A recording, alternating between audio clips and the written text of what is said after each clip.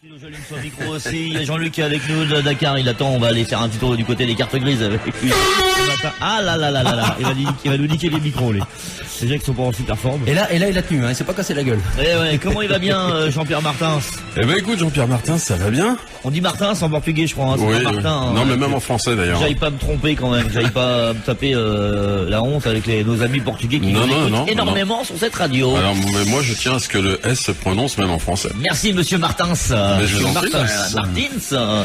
Vive l'Argentine. Oui. Oh, sa langue a fourché, là. La langue a fourché. Alors, on va se battre dès le matin. Bon, les Français sont même mieux que les Portugais. Les Portugais, cadre final, bye bye, hein. La France au final. Bon, j'ai pas de sécurité, alors déconnez pas. Non.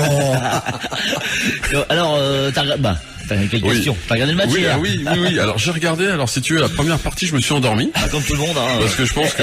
Et moi, à un moment, j'étais en train de faire la vaisselle dans la cuisine. J'avais mis la télé plus fort tellement que je me disais, ah, sérieux, hein. Et puis quand j'ai entendu que ça commençait à bouger un peu, je dis, oh là, j'arrête la vaisselle, hein. Oui, tu me fous devant la télé avec le plaid. C'est vrai que je me suis endormi la première mi-temps, je me faisais chier, en fin de compte. Comme tout le monde. Et puis après, je sais pas, j'ai failli me rendormir à la deuxième mi-temps, puis bah non, j'ai dit tiens, c'est Dernier quart d'heure, ils se sont relevés d'un coup. T'en as pensé quoi, Jean-Pierre, alors? Bah écoute, l'Argentine méritait de gagner quand même. Ouais. Sa langue a encore fourché. Alors j'ai beaucoup pensé à Arnaud. Salaud. Ah, mais vous pouvez être en couple, hein, si vous voulez, tous les deux. Hein. Bon, Faut pas le dire. on était en train d'en parler en antenne. On pensait au Pax. Mais l'administration, hein, c'est chiant. Ouais, c'est long. Il reste moins de 10 minutes là en conclusion, Jean-Pierre. Eh ben, on va conclure. Encore deux fois. Est-ce que tu peux nous mettre une musique romantique pour qu'on puisse conclure? J'en ai pas. Ah si, j'ai un truc là.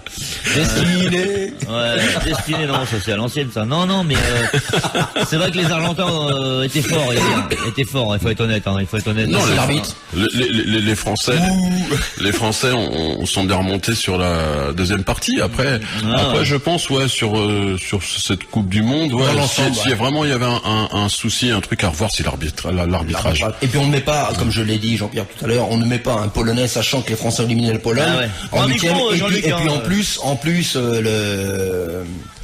l'Argentine qui les bat en poule. Je veux dire, tu mets un mec neutre, je reviens là-dessus, tu mets un mec neutre d'un continent, tu mets un Africain, un Asiatique, un Australien. On met pas un mec qui est de la même nationalité ou du même continent que les deux concurrents, quoi.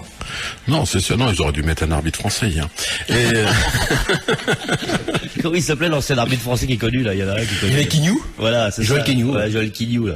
Ça aurait été bien ça. Ah oui, mais oui. Qui a volé la Bulgarie en 94 en demi-finale en ne sifflant pas un deuxième penalty sur une main de Costa Curta. Ah, le mec c'est une encyclopédie à lui tout seul, hein. Il connaît tout, il a pas de notes, hein, moi je le dis. Il a rien écrit, hein, quand il vient à la radio. Il vient comme ça. Alors t'imagines de passer une nuit avec ce mec là? Ah ouais, j'imagine.